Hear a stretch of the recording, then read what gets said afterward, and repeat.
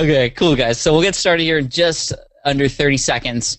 We got a lot of cool stuff for you today. Again, mastermind groups are really, really important. Chris, how many mastermind groups are you in? So currently, I'm not in any mastermind groups, but I just removed myself from one about a month or so ago, and we can talk about when it's time to maybe exit. Yeah, that's really important, actually. For what reasons as well.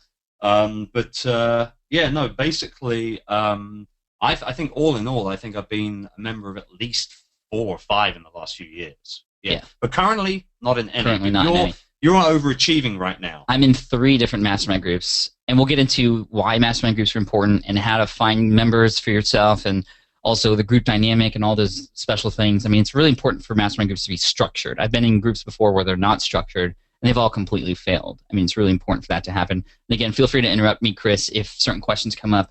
But again, we'll address as many questions as we can at the end of this. So we'll go through the presentation. Again, this is a revisit to the presentation I did at Social Media Marketing World.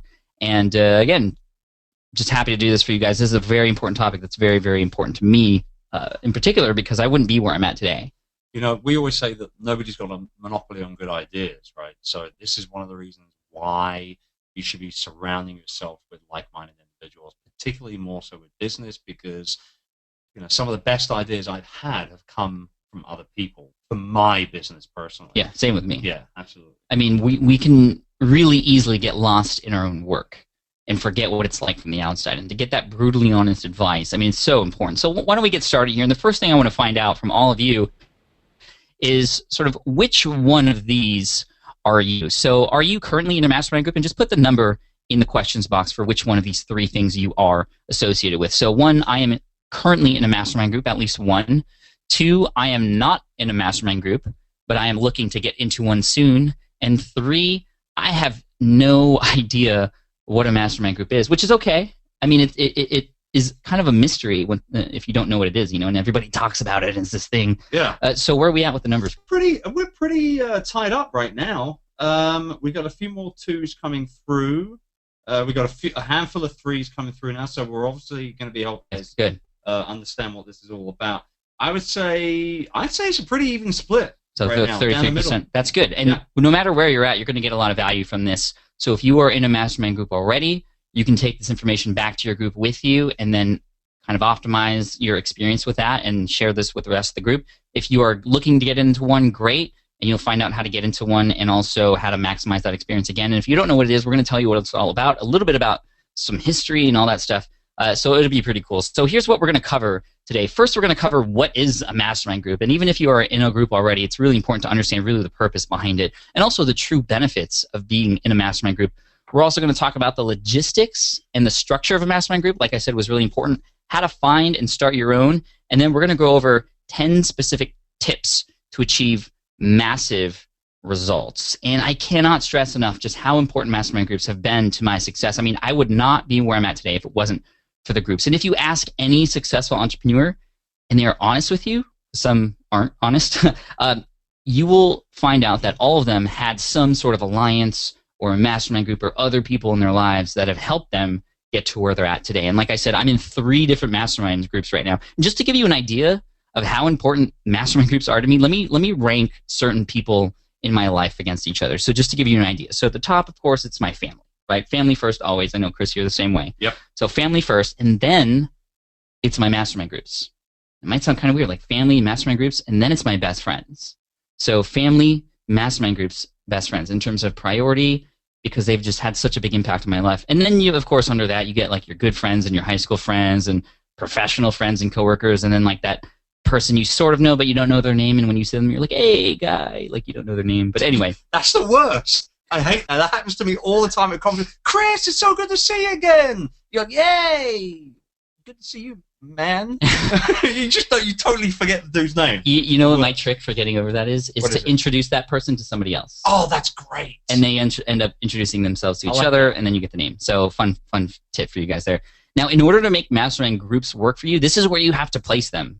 In terms of, this is also where I've placed them because I've just experienced the kind of impact that they've had, you know, when I've started participating in these groups, not just in my business too, but in all areas of my life, which is why it's up there. And I hope this shows you how serious I take this. And if you're not in a mastermind group yet, if you're in one of the number 2s or 3s, you need to be in a mastermind group. And if you're already in a group, great. But are you utilizing it to the best of your ability? Probably not. So like I said, we're going to cover all of these things today. Now back, quick story, 2008, you all know I got laid off. And in 2008, I felt kind of like this guy here.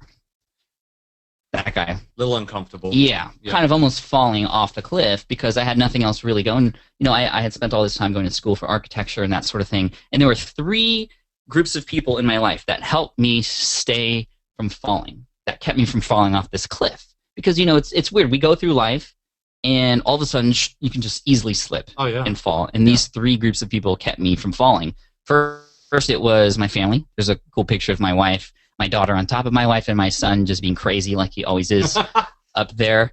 You know him. I mean, he's in the other room right now. He is, being crazy with my crazy. Yeah.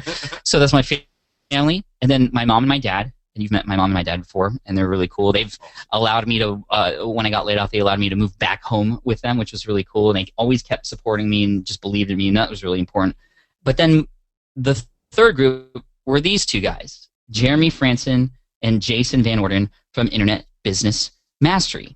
Now, I found these people online actually through a podcast, Internet Business Mastery, and I later met with them in person. And eventually these people who I'd never met before became some of my best friends and colleagues, people who throughout the years have helped to guide me, hold me accountable, give me advice and resources, and all of those groups that are inside their little academy were really, really helpful because, you know, over time I started to get to know some of those people in their little forum, and then some of those people I met with continually and constantly. Every week we would get on calls, and I didn't even know it, but I was actually forming a mastermind group. Right. This thing called a mastermind group. And, you know, if you want to talk about the definition of a mastermind group, I mean, the person that comes to mind is Napoleon Hill in his book, Think and Grow Rich. And he talks about mastermind groups a lot in several different books, but this is my favorite definition of mastermind group. He says it's a friendly alliance with one or more persons who will encourage one to follow through with both plan and purpose. And I've highlighted a few words here, alliance. And I like that because, you know, it almost makes it seem like you're at war. Sure. And we are at war with business and competition and all that other stuff. And when you can get together and form an alliance, you are more likely to conquer whatever it is you're trying to conquer. There's also the planning part of it. And you're not just kind of getting together and kind of just bubbling around. You're actually creating plans and trying to figure out how to do things, and also with a purpose. There's some bigger purpose behind it. And I love that. It's this coordination of knowledge and effort together. Like, I don't know if you've ever heard of you are the average of the 5 people you spend most of your time with. Have you heard that before? I sure have, absolutely. And I believe that to be absolutely true. Jim Rohn said that. And putting yourself in a mastermind setting will put you in a position to increase that overall average of who you are because of the people you've surrounded yourself with, those like-minded people, all in one space, all focused on a single objective. When that happens, amazing things can absolutely happen. If you've tried to go to the gym, you know what I'm talking about, right? Like, it's hard to do it by yourself. I mean, maybe at first, after the new year, you're all excited, but once you get to that point where you're just kind of like mid-March, you're like, I don't want to go anymore. Right. That's when most people quit. With somebody else and doing it with a group of people, that's why CrossFit is really popular and those types of things. It's much easier because there's other people encouraging you, and you encourage them, and you kind of just help each other out. But I've experienced exactly that with the whole gym thing. Mm-hmm. Like, you know, I look back at the times where, you know, where I've been at my fittest physically has been when I've had gym partners, where I've actually gone to the gym 3-4 times a week with the same person, week in, week out. Haven't had one for a while, hence the little muffin top that started to develop.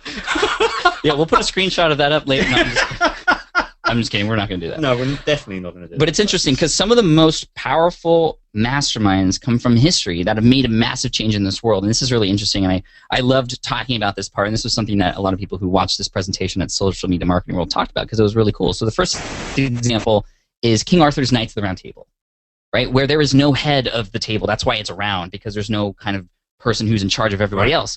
This is where the knights and the noblemen gathered to brainstorm how to prevent dispute and keep things in order at this time. This was like, I don't know, 12th, 13th century. And here's what King Arthur had to say about his round table, kind of sort of along the lines of a mastermind group. He said, the greater the bounty we may give, and he's talking about to each other, the greater our nobility, fame, and honor. And I think that's really cool. And this kind of, I mean, just it's so inspiring to go back old school on how this concept continued to. Yeah, this is not something that's been around for like 10 years. Right? No. It's been around since people have been doing stuff together, right? And for a common goal. Here's some other examples. Franklin Roosevelt's Brain Trust. That's what he called his sort of mastermind group. So during the Great Depression in the 1930s, Roosevelt created what he called a brain trust, a trusted group of experts that he connected with who all worked together. So he didn't know everything, but he got together with other people who knew stuff to create the first policies of what he called the New Deal in 1933, which helped the economy in the U.S., Chris, because you're not from the U.S., so you might not know American history. So I don't know. I know you guys helped us out. Yeah, around 1946. Yeah, but we won't talk about the 1700s and all that other stuff. But he helped the economy get back on track out of the Great Depression. This is my favorite example, Andrew Carnegie. He revolutionized the steel industry in the 19th century. He became known as the richest man in the world at the time. And Napoleon Hill had interviewed him one time, and he said, "How did you become so successful? How did you earn so much money?" And this is exactly what Andrew Carnegie said. He said, "We have here in this business a mastermind. It is not my mind. It is not the mind of any other man on my staff, but the sum total of all these minds." And I think that's so cool. He even goes on to say, each man contributes an important part to the building of this mind. I do not always agree with all the men on my staff on all matters, nor do they always agree with me, and that's really important. We'll talk more about that later. Perhaps some of us do not like each other from a personal viewpoint, but I know that I need these men, and they know that they need me in the maintenance of this mastermind that is necessary in carrying on this steel business. And fun fact about Andrew Carnegie that you might not know, he revolutionized the steel industry. He didn't know much about steel when he got into it, but he knew that he had to connect with the right people to help him create what he created. And then when he passed away, he died, and he was known as a huge philanthropist. The biggest one of the time. When he died, he gave away about $350 million. This, back then, is equivalent to today's $4.76 billion. It's a lot of money. Dollars. A lot of money. And he attributes his success to the connections with other people to help him figure things out. And that's really what this is all about for all of us. Now, there are some other famous mastermind groups, if you want to say. These are groups that no, they're not really famous. But here's one of the groups I'm in. Like I said, I'm in 3 formal ones right now. Not the bearded person on the left, but the person next to that is Mark Mason, then Michael Stelzner from Social Media Examiner, myself, Ray Edwards, Cliff Ravenscraft, and Leslie Samuel. This is a fantastic group. We meet every Wednesday at 8:30 a.m. This is another group that I'm in. This is myself, Jamie Tardy, from Eventual Millionaire. A lot of you know who she is. Roderick Russell from Remarkably Human, and Todd Tressiter from FinancialMentor.com. And then here's one that meets monthly that I'm in with a number of people that you might know. Down there on the bottom right is John Lee Dumas. There's Caleb Wojcik over there as well, Rick Mulready, and Kate Erickson, a number of other people. And this is one I cherish because we meet in person. And again, even though we meet in person, it's still very structured and formalized. This one I've been a guest at. Right? You've been a guest at this one, in San Diego, yeah. And it's what I like about this particular group, not only do you meet in person, but I think a lot of the people are still sort of they're not starting out, it's the wrong term to use, but they tend to be, there's a lot of them right at the same level and getting a lot out of just being around these 2 or 3 other real big players. And that's good. I like that. I like the fact that it's not all super high level and that, there's still some people in the group that are, you're kind of helping them out, and that's what it's all about. Right, but we'll talk more about kind of the dynamic of a group and Sure. what makes the best and most optimized group. Here's another group, not necessarily a group, but this is the wonderful duo that you're listening to right now, myself and Chris Tucker. And we don't have a, quote, formal mastermind group. We don't meet regularly over time, but we do meet a lot and talk about business a lot. And you can even have a mastermind group that's just 2 people. It's more like an accountability partner. Right. And we have become, I think anyway, we've become each other's biggest sounding boards for pretty much everything and anything business-wise. Absolutely. Incredibly, I highly value our relationship, Chris, and we've become best friends since. Someone's just said on the screen, "This is Chris." Yes, that's me, the one with the orange pocket square. Just in case you're wondering. We just took these pictures actually at New Media Expo in Vegas. Okay, so let's get into what a mastermind group is not. There's some misconceptions and myths about mastermind groups, and the first thing I want to say that a mastermind group is not a cult. And it's weird because when people don't know what a mastermind group is, they suspect that it's something like that. 'Cause, I mean, just the term itself, mastermind. It does sound a little occulty. Yeah, but it's not a cult. It's not something like religious, whatever. I mean, but it's something that is formalized and that is regular, and that's the important part of it. It's also not a business partnership necessarily. You don't go into a group looking to be JV partners with these people or share revenue or anything like that. It's beyond that. It's not a business partnership necessarily, although business partnerships have formed and JV partnerships can form when you're in a mastermind group with somebody. That's also not a gossip group. And it's important to think about this because a lot of times when you get people together who are into the same stuff, they start to talk. It's just human nature. You start to gossip, and a lot of time can be wasted with gossip. I've been in groups before where we spend the first half hour just saying, man, did you see this guy do that? Or this, like, can you believe this person did that? Like, that stuff is not... That's not what this is about at all. Like, you can do that with your buddies down in the bar or the pub or, over Skype, catch up once a week or whatever, but Mastermind Group is not for general chit-chat at all. At all. It's not a party either. A lot of times it goes the other way. Well, guys, let's just party, welcome, like, let's hang out and do this, and let's not talk business. Yeah. And I've been a part of Mastermind Groups where, we fun into your groups, especially if you're meeting in person sometimes, because you want to have fun. But there was a group that I was in that would just play games the whole time, and that's all we would end up doing, and we would get nothing done, and it was fun, but no value in terms of helping my business came out of that. Right.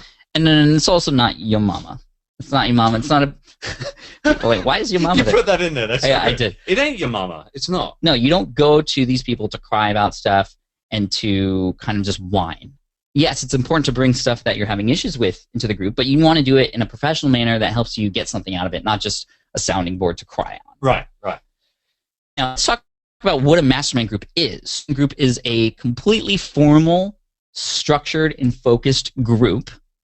It is something that is consistent and happens on a regular basis. You can put it in your schedule. You know when it's going to happen. That's really important. It's also extremely productive, very encouraging. It's an encouraging environment, not necessarily always positive, but always encouraging.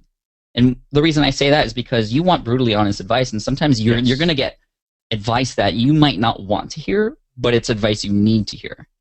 But it's always going to be in an encouraging way to help people understand, okay, what's the next step? How can they break through those problems? It's also going to be, like I said, brutally honest. I keep saying that, but that's really important. One of the biggest benefits of being in one of these groups, too, because you're not presenting these ideas or these problems or these issues to your mom or your best friend who's going to tell you what they want to hear or tell you what you want to hear, right? They're going to sugarcoat everything. The people in your mastermind group are going to tell you what you need to hear. And it's not always good, but it's going to be what you need to hear. Right. And then finally, it's a place of trust as well. We'll get more into that as well. So here are some of the things, the benefits that you can expect from becoming a part of Mastermind Group. It's accountability. Again, you get that accountability. You get to understand what people are up to, and they understand what you're up to see and check on your progress over time. They are going to encourage you, like I said earlier. They're going to provide inspiration because they're going to share some stuff that they're doing too that's going to encourage you to do more, and you kind of just feed off of each other's successes and wins like that. Getting that outside feedback is really important because, again, like I said earlier, you can really be lost in your own work. And to get that outside perspective from somebody is so valuable. I mean, that's why I talk to you all the time because, and it might be like when you hear it, it's the most obvious thing. Right. You miss it. It's like, when you read a blog post and you've done the spell check 100 times, but then somebody else finds one. Yeah, and we've come to each other on several occasions with ideas for either, just simple things like blog content, right the way down to our, speaking presentations that we put together. And there have been several times when I've shot down your ideas and you've shot down mine, but it hasn't been left like, that's a bad idea. That's not such a great idea, and this is what I suggest. Yes. So, and that's where the real power comes from, right there. Yeah. It's the follow-up and the admitting and understanding that you can be wrong sometimes, but having other people help guide you out of that. Then there's also the unbiased opinions. Again, not your mom and your best friend who wants to just make you feel good. These are people who are going to make you successful. And then also you'll grow together. That's the cool thing. You can all, with the group that I'm in with Jamie and Roderick and Todd, we've been together for 4 years. We've seen incredible growth across the whole board, and it's just really cool to have been following them the whole time. Even you and I, Chris, like to know where you came from, even when you were doing the virtual CEO stuff, to where you're at now and all the things that I know you have planned that are incredible, and I can't wait for them. It's just really cool because we've kind of grown together in that way. Yeah, likewise. So the cool thing about this slide is it's A-E-I-O-U, and sometimes, actually always Y. I always have to point that out. I got a big laugh at that at the conference. When these are little things that just please Pat's mind. Those little things, little things like that, right? A-E-I-O-U, and it's always good. Y. What? Okay. This is a sexy slide. I just wanted the way that you made the text get bigger and bigger. That was good. Thank you. Space was good. Thanks, I appreciate that. How are we doing on the questions and comments? We're doing great. Actually, we are having several people asking if copies of the slides will be available, and the answer is yes. Satish said that she can't write fast enough. Oh, okay. So, we haven't even really gotten to the we haven't got to the brunt of it yet. We're about to get into the meat, though. But you're going to be posting this to your YouTube channel, right? I will be posting it to YouTube. Yeah. Good. So you'll see a replay of this available. We'll send it to you since you're subscribed or you registered through GoToWebinar. We'll send a follow-up link with the replay and all that stuff. I just need to process it. It's recording on my other computer right now through ScreenFlow. So what are masterminds like? Okay, here we go into the meat of what a mastermind group is. So here we go. 2 to 5 people, max 5. I mean, there are mastermind groups that are much bigger, and I feel 2 to 5 people is optimal because if you're meeting perhaps every week, you have a chance every month essentially to get in the hot seat, and it doesn't have to be a long time until you're back in the hot seat again. Agreed. You agree with 2 to 5 people? Absolutely. In fact, actually, a nice sweet spot that I found is 4. Actually, because when you connect for an hour. And we'll obviously you'll break down the whole hot seat thing and things like that. But there have been times where we've thrown the hot seat idea out of the way, and we want more of a productivity checkpoint type call, and everybody gets kind of 15 minutes on that 1 hour, and it's a nice way to be able to. And this, we use a similar sort of type of thing with One Day Business Breakthrough, right, where we break things down in terms of like a 15-minute period. So 4 people for me has been really, really strong when I've been in groups before. Good enough. 4 people, optimal. 2 to 5 people is fine. Again, you just need one other person to start. Me and Cliff Ravenscraft, we started our own before we added more people in. And then the one I am in with Jamie, she asked me when they had a few people in the group already. Next, you want these people that you're going to be associating with to share the same values and goals as you. They don't necessarily have to be in the same niche. Actually, it's optimal if they're not. I love that idea. And we'll talk more about that in a sec. But they should absolutely share the same values and goals as you. And it's important to know who those people are and get to know them a little bit first. I mean, you don't just want to blank ask somebody if they want to be in your mastermind group, right? Because you're going to be talking about your business and sharing things that you're going to be planning for in the future. So it's really important to do that. Oh, are we doing a little Periscope? Yeah, we're going Periscoping right now. If anybody's on Periscope, if you don't want to look at your computer screen, you can look on your mobile phone. We're Periscoping right now. Cool. And then the last and most important thing is you need people who are going to be willing to be dissected, meaning they're not going to feel offended or bummed if the group, if anybody says anything about what they're up to. Like the last person you want is somebody who thinks they know it all, who presents stuff, and anytime they get some sort of criticism or suggestion, they're like, no, that's not right. Right, and I always say that you don't want to be the smartest person in the room either. Or on the call, so to speak, as well. And speaking of that, this is what I like to feel about the group in whole. So the group should be, if you were to consider yourself a 5, no matter where you're at in business, you consider yourself a 5 between a scale of 0 or 1 to 10, you want the group to be +2 or -2 from where you're at. That's optimal for you. And the reason for that is if you have somebody, for example, if you are a 5 and you have other 5s in the group and there's a 10, that person, they will eventually leave the group. Right. Because they're at a level beyond where you guys are at. They're going to feel like they're not getting a lot out of it. And they might feel like, and I've felt this way before, like they're the ones that are always the ones who are just providing information and getting nothing out of it. Right. And at the top of the webinar here, I actually talked about the fact that I just left a group about a month or so ago. And this is the exact reason why I decided to part ways and make room for another member within that group, because I honestly felt, and I mean absolutely no disrespect to the people that were in the group in any way, shape, or form, but I felt as if I was just honestly at this point, a year of being together, I felt like I was almost giving away free consultation calls. That's how I felt, and I didn't want to feel that way. So we parted ways very amicably. They've already found a replacement for me, and things are going great with them. So sometimes you just got to move on. It is what it is. Yeah. Absolutely. So plus or minus 2 levels. And again, you don't want somebody to be completely, at the ones when you're 5 and you're with other people around that range, because you're going to feel like that person doesn't really contribute or have much to contribute. And that person is going to be the one who's trying to take information from everybody else but not giving back. Again, you want it to be a mutual, kind of everybody helping everybody else type of thing. Absolutely.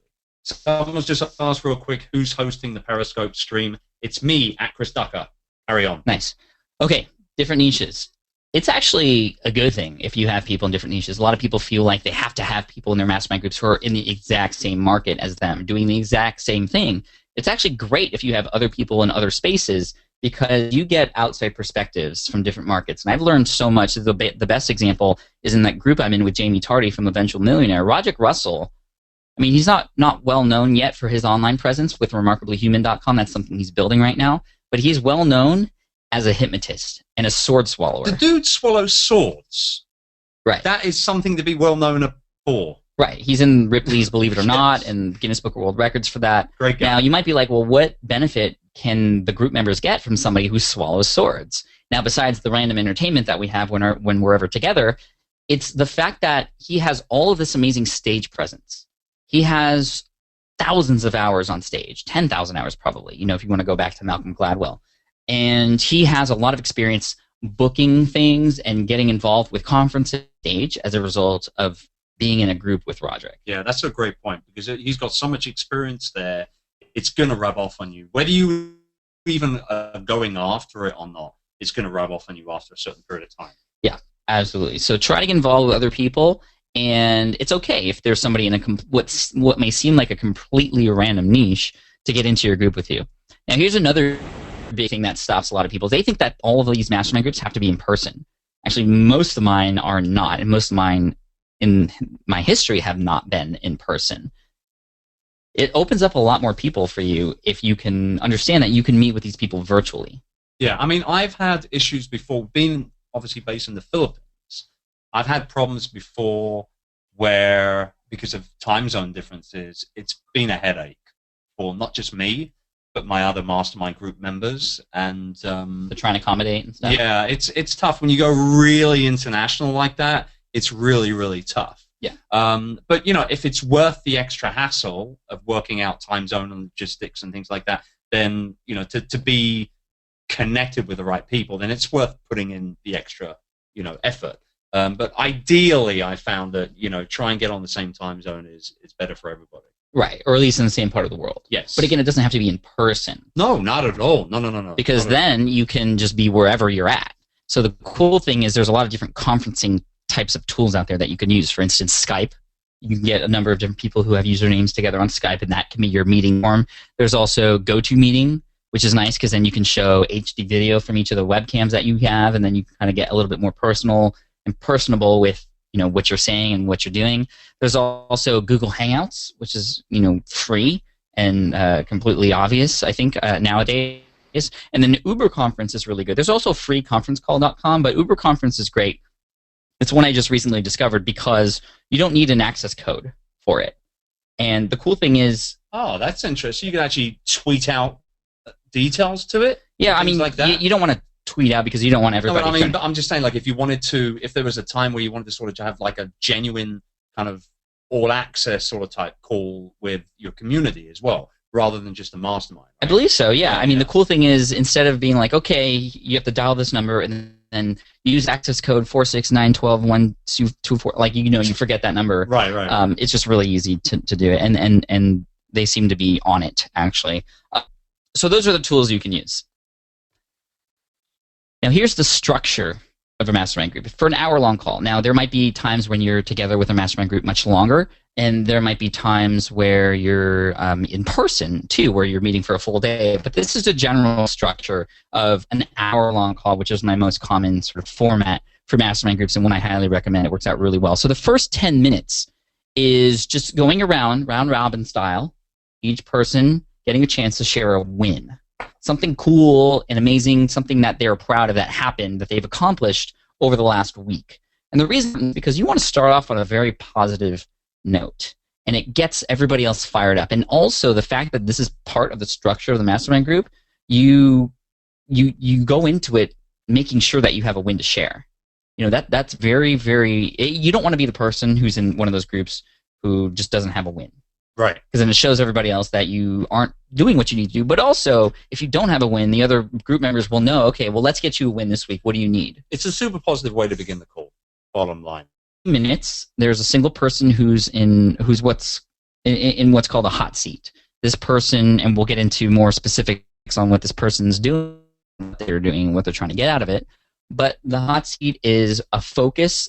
The rest of the group has a focus on this one person in the hot seat, and that person presents a problem or an issue that they have, and the rest of the group is completely focused on helping that person break through.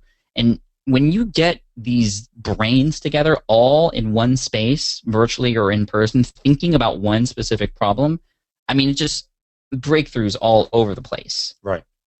And then the last 10 minutes are talking about, again, round robin style, the goals that you each have for next week. So the goals and the things you want to accomplish by the next call. Now, there are some important things to consider in terms of the structure and the group that you form. There's going to be a moderator. Now, the moderator, just to make it easy, this is what's been easiest, is always the person from last week's hot seat. Now, obviously, if you're just starting out, just pick somebody. But whoever's in the hot seat last week is in the moderator seat this week. And the moderator's job is to keep track of time and to direct the conversation and to prompt the quiet ones. And what that essentially means is, in terms of keeping track of time, making sure that if you get to 10 minutes with the wins, you move on to the hot seat because you want to give everybody a fair amount of time. With the wins, you also are the one that, if you're the moderator, you say, okay, Chris, what were your wins this week? Nice. Okay, cool. How about you, Jim? And Sandy, how about you? You're the one kind of moderating the group, and that's why you're called the moderator. That's how you're directing the conversation. And then also prompting the quiet ones is really important because sometimes you get on a call and people can be completely quiet. And I know those of you who've been in mastermind groups before, you've noticed this. There might be one or two people who just sit there silent. Now they're processing. If they're there and they're people who want to help out, which is who you want to connect with, they're processing stuff. And it's the moderator's job to say, hey, what are you processing right now? What do you feel? It's totally okay for the moderator and actually beneficial for them to say, Chris, so you've heard Jim and Angie go back and forth. What do you think about all this? Right, exactly. And I've actually, on a number of occasions when that's happened to me, I found that the processing that's going on actually ends up leading to amazing ideas as well when you bring people back into the conversation properly. Yeah, totally. And you give that person kind of the spotlight just for exactly. a second. Yeah. Okay. Now, the hot seat. What is the hot seat? Well, the hot seat is a person who's assigned, and they know ahead of time that they're in the hot seat. You would want to kind of mention in this week's call who's in the hot seat next week so they can understand and get ready for it. But the hot seat, the person in the hot seat presents a problem or an issue, typically. And then they talk about current or upcoming projects, typically. Whatever their goal is, whatever they're focusing on, that's what they want to talk about. If they don't have a problem or an issue or something that they're working on, they can present a recent finding or discovery. This has happened sometimes. Maybe somebody's just totally rocking on what they're doing and they don't necessarily have anything to present to the group and they don't want to waste everybody's time. Well, they can provide value to the rest of the group instead by almost doing a presentation, by sharing something that they've been doing in detail to help the rest of the group members. That happens every once in a while. But a really important thing for a hot seat person to understand is that they want to, or you want to ask very specific questions. So you might present a problem. Hey, this is what I'm doing in my business. I'm thinking about doing this and that, and I'm not so sure about this. What do you guys think? The what do you guys think prompt can go anywhere. Oh yeah. You want to try and be as specific as possible. Well, how do you feel like I could best launch this with a bang? It's questions like that have a little bit of direction actually go a very, very long way for you, specifically as a group member. So keep that in mind the next time you're in a hot seat. Now, the group specifically, if you're not in the hot seat, but you're there and you're listening and you're one of the people who have to provide value and want to be brutally honest so that you can get that kind of advice when you're up in the hot seat, a few things to pay attention to. One, you want to make sure you listen, obviously. And it's kind of hard, especially when you're virtual and maybe you're on Uber conference on the phone and, there's things going on around you and you might not be paying full attention. I mean, do you want people doing that when you're in the hot seat? Probably not. Right. So, respect that person's time and what they need help with by actually listening and paying attention. I mean, this is really, really serious stuff. I mean, it's not just kind of like a thing. Well, like you said, it's not it's not, you can use Hangouts, but it's not a hangout. This is not a time to just sort of sit and be passive and not bring, the heat, right? Not bring what you're supposed to bring to the conversation. And quite frankly, if you're not listening, you're just being bloody rude. Yeah, plain absolutely. simple. Yeah. Wait, what'd you say? No, I'm just kidding. I'm just kidding. That's good. I saw what you did there. That was good. Next, you want to also share experiences and resources. If there is something that you know that you've done yourself that may relate to what this person in the hot seat is saying, or maybe some resources or tools, please say it. Like, don't be afraid to say it. And the hard thing is a lot of people are afraid that they're going to say something stupid. I know I've felt that way before. And what is stupid is not saying something that could potentially help somebody. Next, you want to also dissect and investigate further. One of the best questions you can ask somebody who's in a hot seat is, well, why? Why do you feel like that? Or why haven't you done it yet? Or why do you want to go that way? Why is an amazing question. And when you get 5 or 6 whys deep, you kind of get to the root of the problem. And so it's really important to keep that question in mind. When you're in the group, why? It's okay to ask for more information and dissect things even further. And then finally, the group, encourage and support, obviously. You don't want to put people down. You don't want to make people not energized to do whatever it is that you are helping them do. So again, just paying attention to what the person in the hot seat is doing and encouraging and supporting them along the way. Okay, so here's something that we're going to talk about maybe for a few minutes here, Chris, and we can go back and forth on this. Mm-hmm. Where do you find your mastermind groups? This is for all the 2s and 3s out there who aren't in a group yet. And maybe if you are in a group, maybe you can mention really quick how you found yours in the comment section, and Chris will go through and look. But I'll go through a couple. A couple people have reached out to me, which is pretty cool, but that's kind of uncommon. Obviously people have to know who you are, and the best way that I found to find people in a mastermind group is to go to places where people are also in mastermind groups. Yeah, I 100% agree. Conferences have been an amazing place for me to meet up with future mastermind peeps. Any kind of meetup that you can get involved with, whether it's a local one, whether it's one, say, after a conference. Just basically put yourself in a position where you're going to be meeting people that are like-minded in regards to business and life and goals and that sort of type of thing. Yeah, Sarah said meetup.com. Yeah, absolutely. That's a great one. We got a couple of people saying SPI community on Facebook. I would tend to agree with that. I also have a group on Facebook called the Virtual Freedom Alliance. VFA? Yeah, for the win. We've had several mini mastermind groups break out of that particular Facebook group as well. Somebody said a cigar parlor. Not my thing, but yeah. But I could see it happening, possibly. Networking group, found mine through SPI Facebook. I see a little bit of a pattern trend developing here. Yeah. There are a few other bits and pieces, membership sites, that sort of type of thing. Again, what Chris mentioned, putting yourself in a place where there are like-minded people, whether it's in person or virtual. I prefer actually in person, though, because you can shake hands, you can share a drink or a coffee, you get to know them and understand truly who that person is. But virtual is okay, too. And I know a lot of people in the SBI Facebook group, smartpassiveincome.com/community is a great place. And this was one of the reasons why we even started the one-day business breakthrough events in the first place. Oh, a ton of people started their own mastermind groups at our events. We tell them to do it. I mean, we don't force them, but we say, look, you're here, 25 of you are here in the room because you want this. You want this feedback, this kind of community, this kind of level of understanding and trust and honest feedback. And you're right. I mean, we tell them to do it. Take this further. This is just the beginning. Yeah. And we've seen it in the Facebook group for the One Day BB listeners, for the podcast listeners as well. People getting together and commenting on what they hear on the show, and then breaking away. I'll send you a PM, this, that, and the other. This is exactly what it's all about, man. It really is. Right. So that's where they found groups. I mean, starting your own group is a great way to go about it, because again, it's a little bit tougher to get into a group that already exists. I mean, a lot of groups, if they're very formal and structured like we're talking about, they have a very specific, initiation process. I don't want to call it an initiation like it's some cult again. Right. But, they say, okay, well, the whole group has to vote for that person, and that sort of thing.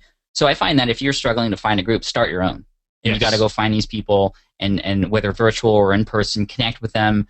And, before you actually invite them, get to know who that person is and see what the vibe is. And it can be kind of weird, at first, it's like, hey, I like you. you want to.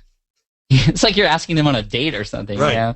But I also feel like, you know, there's sometimes there's reluctance, and I felt like this myself before, where, and I guess maybe this is getting a little better. I think with the online world being the way it is, things are a lot more translucent than they used to be, and transparent, and people are becoming, I think, a little bit less cagey with talking about their ideas and what they're working on and things like that. Some people are just becoming downright noisy online with it.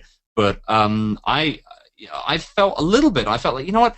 Am I comfortable? You know, am I comfortable talking about what I'm currently working on that's going to launch 3-6 months from now? Like, am I? You know, I'm worried. Is the possibility there that somebody within the group might take my idea and run with it before me? But this is where the trust factor comes into play, right? And getting involved with the right people for the right reasons at the right time. Now, you've actually put together a group of tips here, a collection of tips, which when you showed me to them, I was like, oh my God, this is like money right here. This is the money. Like, everything we've done up until this point is the warm-up. This is the real game. Okay. This is it. So we'll get started with that. Let's do that. So that's where you can find mastermind groups. But let's get into 10 key tips for building a winning mastermind group. And again, like Chris said, this is sort of the true, you know, a lot of you probably already knew what a mastermind group was, but here are some of the things that you're going to find that will totally help you out and really help you get the most out of the mastermind groups that you form or that you're already in. So the first thing, again, we've beaten this to death, but it's so important. You have to be brutally honest. You get what you give, and if you give honesty, you'll get honesty. So we won't spend too much time on this one, but you know, you have to be honest absolutely in all regards because you want that same thing. Now here's tip number 2. You want to share how you are best motivated. A lot of people love when people are like, Chris, what are you doing, man? Right. Stop. Yeah. Don't do that. Some people hate that and they shrivel up into a little corner. People have different ways of responding best to advice and criticism and also motivations. What motivates me might be different for somebody else. So it's really important for all the group members to understand how each of the group members are best motivated. And it's interesting because when you ask somebody, so how are you best motivated? A lot of people don't even know right how they're best motivated. For me, I don't like when people crack down on me like a drill sergeant. I don't like that. I don't respond well to that. But I do respond with, okay, share what I've done right and tell me what I could do better in a very positive manner. And also what motivates me, I know, is numbers and data.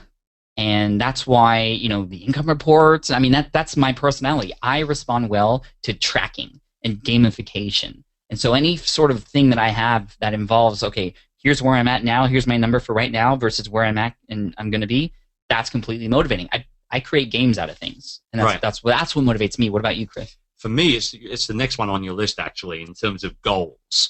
I mean, for me, I put my goals out there, and I want people to motivate me to hit those goals I'm very, very, very goal-orientated. The whole of my career, I've basically worked on a 90-day recurring goal period, where every 90 days I set a new group of goals, and I want the people around me, whether they're in my mastermind group, maybe it's my wife, maybe it's even my kids. Even my kids, my older kids, have held me accountable to my goals and motivated me in the way, hey, Dad, where are you at with that, you know, with that last, you know, project that you're working on? Or are you still on target to launch that on this and that date?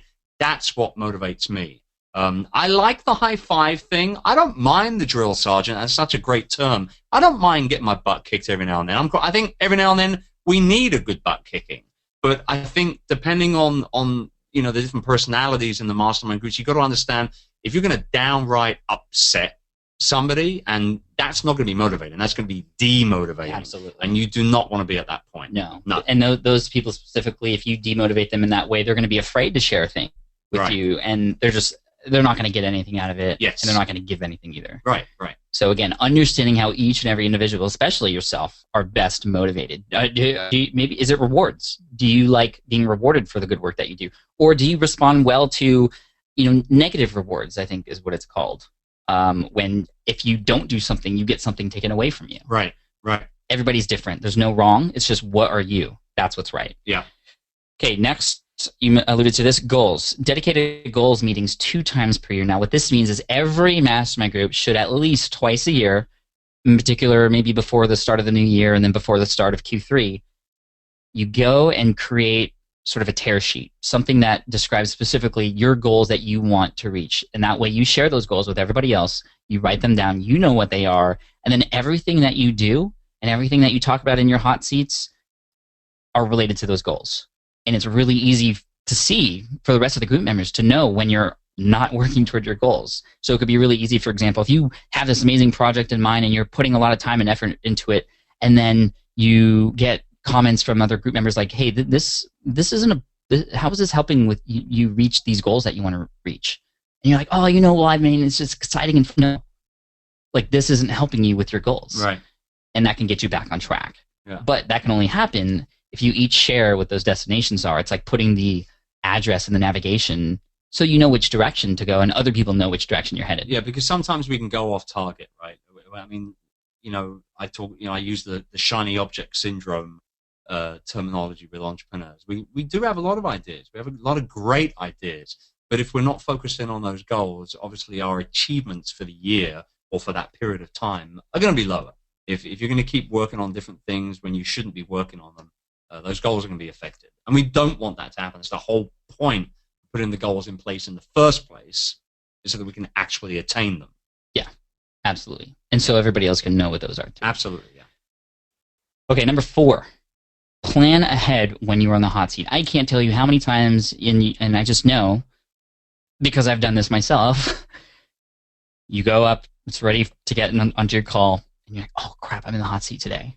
What am I going to talk about? You've just wasted an hour of your time and everybody else's time. Yep. When you just try to make up something that you need help with, you need to really think about this is your time to get other people's brains together to focus on you and what you are up to, and you are doing yourself and these other people a disservice if you don't plan ahead at least a little bit, maybe even a day in advance at least. Okay, here's what I'm going to bring tomorrow. Here are the questions I want to ask. Here's what I want to get out of tomorrow's hot seat. Here's what I want to walk away from. That's why when we do these one-day business breakthrough events, we put out a survey to all of our live attendees. And one of the questions is, what, in an ideal world, what do you want to get out of today? Yeah, we need to know as the organizers. We take it on our shoulders to know what they want to get out of the event. And then, obviously, try and direct certain things throughout the course of the day to make sure that they get there. Yeah, so plan ahead. And the purpose for that question is just to get people to understand why it is that they're there. Yes. And so you should absolutely be doing the same thing. Okay, number 5, if it's online-based, if you're doing an online-based mastermind group, which is very common and easy to do, try to meet in person at least once a year. Get together and do sort of a more intensive mastermind session, but also have some fun with each other too. Get to know each other and go somewhere fun or fancy, or get to one of the locations that you're in, and maybe you could switch it up every 6 months or every year, depending on how often you meet. And meet in person. It's so fun, and you find that even those small connections that you make in person throughout the year for an online-based meetup affects the entire feel and excitement in the group. It kind of reinvigorates everybody, and especially if you have a 1-hour call every week and then you meet together for a couple days at a conference, for example. I mean, you get so much out of it, and then you can kind of reassess your goals. I mean, this is something that Jamie, Roderick, and Todd and I did in Vegas because all of us, Roderick came in virtually, but all of us were there in person. And yeah, we had some fun, but we also got a lot of stuff done. And I am super motivated coming out of that to get back on a call with them and see where they're at. Yeah, I've met with my groups in London, which was great. We spent an entire weekend at a very swish hotel, and we rented a suite where basically there was enough for 2 people to sleep. So one night, 2 of us slept in, and the other one, the other 2 were out on other rooms, and then we kind of flipped around for the next night. But what was great about the hotel suite was that we had this huge living area where it was a very cool, funky hotel. I can't remember the bloody name of it now. It's a big group. It's Aloft. There we go. I knew I was going to get there. And they've got these really cool hotels all over the world. And we had like bean bags and big armchairs and all this sort of stuff. And what was really cool, there was a 60-inch TV in there, so we could connect a laptop on there and look at what was going on and each other's projects and websites and tweaks and all that sort of stuff. So yeah, meeting in person. London's been great. I also met in Manila with a group as well in the Philippines. So meeting in person, I think it's not really necessary, but it really does add an additional element and vibe to the group. I mean, you just met, I believe, with one of those groups that you showed a little while back. You met for the first time as a group in person, all of you, for the first time after like years of being together. After a couple of years, yeah. It was that picture you saw is from Hawaii. That's right, yeah. But a lot of you have met up individually at different events and whatnot, but this is the first time all of you were together in one spot. Right. Did you see all the smiles on And the faces? dynamic must have been great, right? It was really cool. It was really cool. So if online-based, meet in person.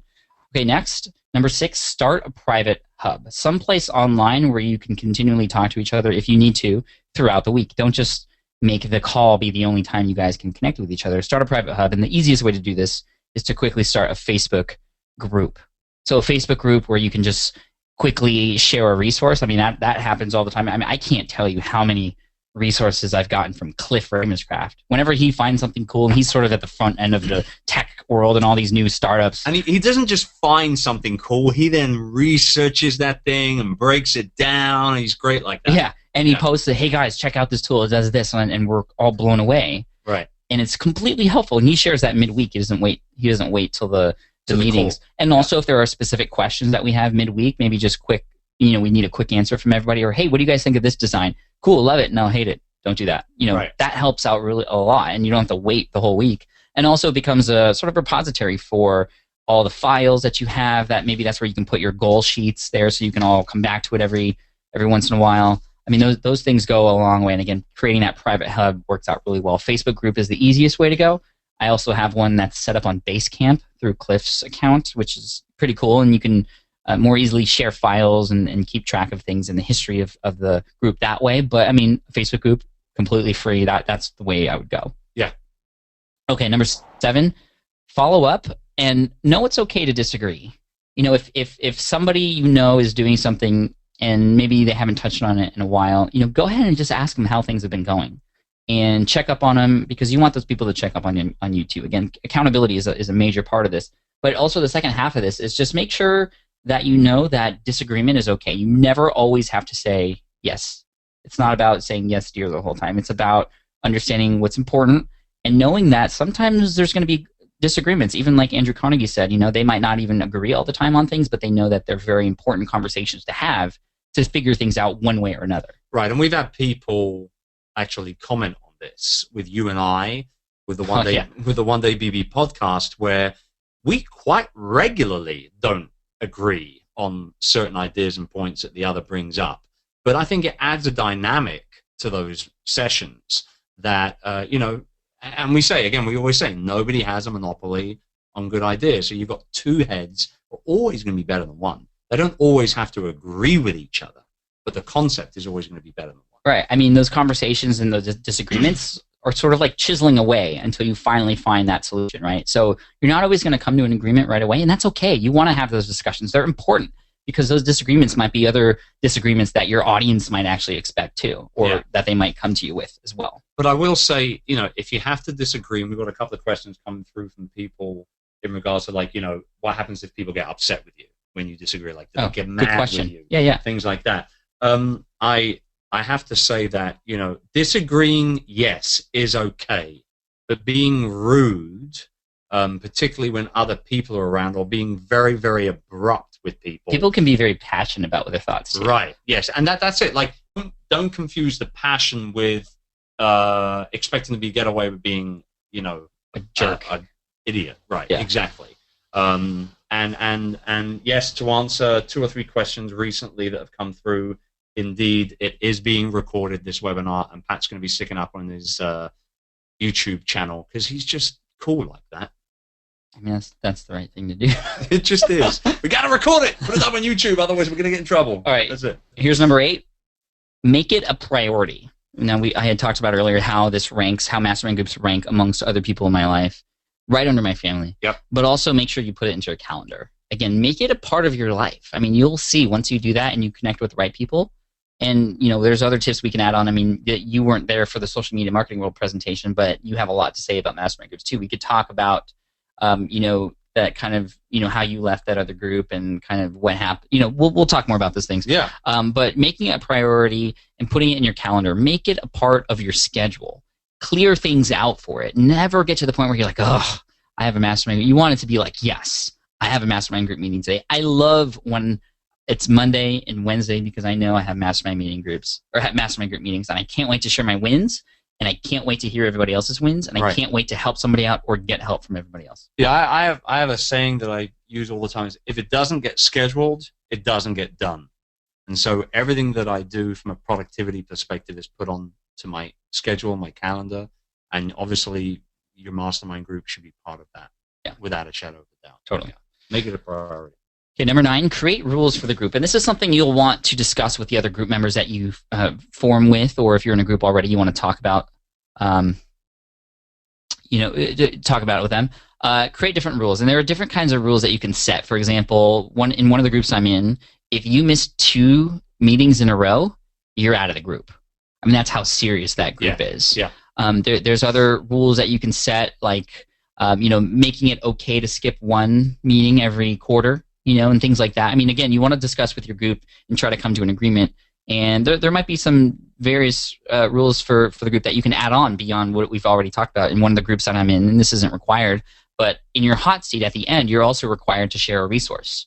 That's great in the group that I'm in. Other groups, we've tried that, and it's failed because people kind of just search last minute. Right. But again, with the group members that you're in with, find certain things and make it a rule. Again, that's really important. Create a habit out of doing those things, because if you kind of just nonchalantly say, okay, maybe we should do, no, make it a rule, something that is happening all the time. Make it structured and consistent. That's what makes a winning mastermind group. And I think a good rule to have is that rules are never forever. Like, you can pivot, you can change guidelines and rules. Yeah. Just because you're following this rule currently right now, it doesn't mean that you need to stick to it for as long as the group is together. 3 months down the line, if it ain't working no more, dump the rule. Yeah. There you go. Hashtag @ChrisDucker, @PatFlynn, dump the rule. I want to see how many actually reply to that. And then also, if you're adding more groups, or if you're adding more members to your group, this is another rule that a couple of my group members have. If there are open spots, somebody just says, hey, I have somebody in mind who could potentially be in the group, and you tell everybody who it is. Everybody has to vote, and if everybody says yes, everybody has to say yes. Then that person comes on to do a test. So they come on as somebody that is going to be in the hot seat, and they come on and you kind of just see what that dynamic is like. I mean, if possible, obviously you want a person first, but that's not always possible. But whenever you try to get somebody else into the group, you want to test it out first and to see what it's like. And then also, if they say, if everybody else in the group says, yeah, totally, this will work, give it a trial period, because that first one may be great, and then maybe the next ones, as they go into their own hot seat or other things, maybe don't go so well.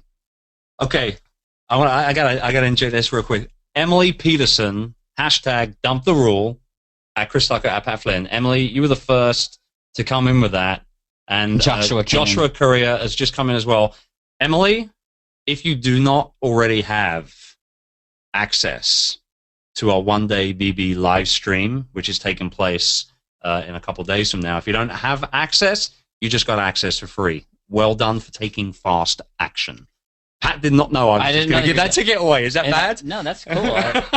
So hashtag dump the rule. Nice job, Emily. And so we'll shoot you an email or a tweet after to give you access to that. It's a $197 thing that's happening on Friday, and it's just for you. So that's awesome. She said thank you already on Twitter. That's how fast she's fast. She's not messing around. I like that. Anyway, so create rules for the group. Any other rules come to mind, Chris, that you have in some of the other groups? I mean, the ones for missing meetings. The missing thing is the biggest thing. Yeah, that's the biggest thing. It was like, you're only let's say you're meeting just once a month, for example. Okay, maybe it's not once every week. Maybe it's just once a month. And I've been with a couple of groups where we have just met once a month. Now, missing one is fine, but you can't miss 2 in a row. Not once a month. You can't. You just can't do it. And I think also another thing, and this is equally as important to making sure you turn up, but also turn up on time. Respect the other people's time in the group. Mm-hmm. Don't turn up 15 minutes late just because you're not in the hot seat that week and think that it's going to be okay with the other members. It's not. Not in my mastermind groups. Anyway, I don't know about yours. Yeah, no, it's the same. Yeah. Let's also talk about, okay, what if somebody in the group isn't contributing? This wasn't in the slides. This just kind of came to mind. So what if somebody, Chris, is in the group and they're not really contributing, and you might get together with another group member off the call, and you just, what's up with that guy? Like he's not really adding much value. But then you get into that weird, awkward phase where you're like, should we tell the rest of the birds, or should we tell this person, or kind of just wait it out and see what happens? What are your thoughts on that? Well, it's. I don't necessarily think this is a sticky subject or a sticky situation, but I mean, you do have to kind of proceed with caution a little bit, don't you? Because you don't want the person that you're talking about to think that you're discussing them behind their back. Right. You don't want like an intervention. Right. Like have them come into a group one day and be like, hey, Jim, we've all come together because we've been talking. Right. And you got to lay off the drugs. Yes. Or the booze. Or the not being good in the mastermind groups. Right. Yes. I think, but that being said, it is important to acknowledge the fact when somebody is not doing well. And I wouldn't just say kick them out, straight never away. Right away. No, but give them the heads up. Say, look, man, I've noticed this, and I'm not the only one that's noticed this. We've all kind of, picked up on it the last couple of calls. You've been very, very quiet. You haven't contributed properly. Ask them if they're okay for it. Yeah, that's right. Like, is everything all right? Is everything okay? What is can there something we can do you? to help? Exactly. And based on, answers to that kind of question, you figure out how you want to play things out. But I mean, I think that ultimately give them a shot, give them a chance. But if it continues, sorry, but you got to X them.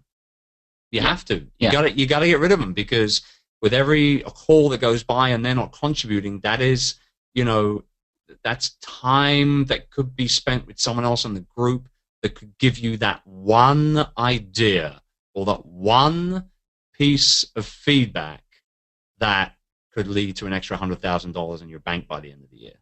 And that, I'm sorry, that's a lot of money, Yeah. You know what I'm saying? Yeah, and again, you just want to be honest. I mean, that's always the best approach. And then rule number 10, and this is a big one, is what happens. Chris is laughing. I'm sorry, I'm laughing because Shah just said, we voted you off the island. Yeah, essentially. Ultimately, that's what it is, right? I mean, it's really important. And again, if that happens to you, you don't want to take it personally. You can just learn from what happened and do better next time. I mean, really, maybe you'll get a second chance in that group if you've been left out of it. Yeah, you got to put your torch out and move on. Right. Now, number 10, this is a big one. What happens in the mastermind stays in the mastermind. It's like Fight Club. I was going to say that first rule of Fight Club is you don't talk about Fight Club. Right. But with the mastermind, I mean, it's a sacred place, and you want to be comfortable with the other people that are there, and know that when you talk about these things that you're doing, these problems that you're having, that they're not going to blast you out and talk about it on social media or blog about it and things like that. You need to understand that everybody else needs to understand. You need to talk about this up front. What happens in the mastermind stays in the mastermind. And I have been a part of groups where something is mentioned that I mentioned in the mastermind group publicly, and it feels like a knife in the back. Right. Because I didn't want that information shared. Yeah, absolutely. I agree. No, you can't. This is something that is. It's too damn personal, man. This is business, and I've had people that I have shared my ideas and concepts with for certain projects or products or events that I'm thinking about putting on and things like that, and they have blatantly gone ahead and either beat me to the punch and launched something very similar, earlier than I was due to launch, when I said, hey, I'm launching in August. And then in like the middle of July, they do something and you're like, oh man, that's cold. Really? Yeah, really. So, what happens in the mastermind has to stay in the mastermind, and you honestly should not, cannot, and will not, if you want to remain in that mastermind group, talk about what takes place on those calls. It's just wrong, plain and simple. Yeah, absolutely. A couple of people asked some questions about, you should actually have us listen to a mastermind session to kind of get what it's like.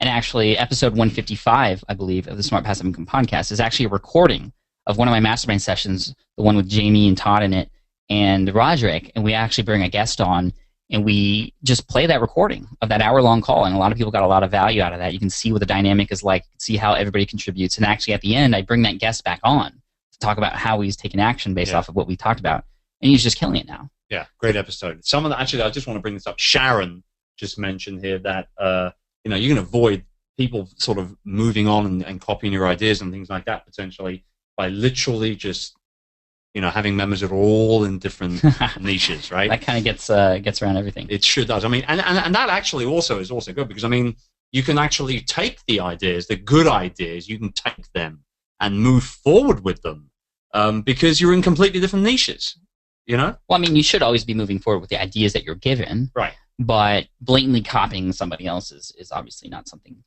you should do. Somebody's just asked me, how do you deal with people who steal your ideas and use them? And I'm sure Pat's got his own opinion. He may or may not want to share it. If I share something with somebody confidentially and they go ahead and steal that idea, I don't talk to that person about business anymore. I'll be polite and civil with them, you know, when I see them out and about and things like that. But ultimately, they're not getting any business chit-chat with me anymore. What about you? Yeah, what do you feel? it's the exact same way. Plus, there's motivation to just crush that person's idea. Take no prisoners. Crush that person's idea. Yeah. Or, you know, take what they do and take it to a whole new level. Not actually crush that person. Right. Seen another side of Pat Flynn come out here. Right.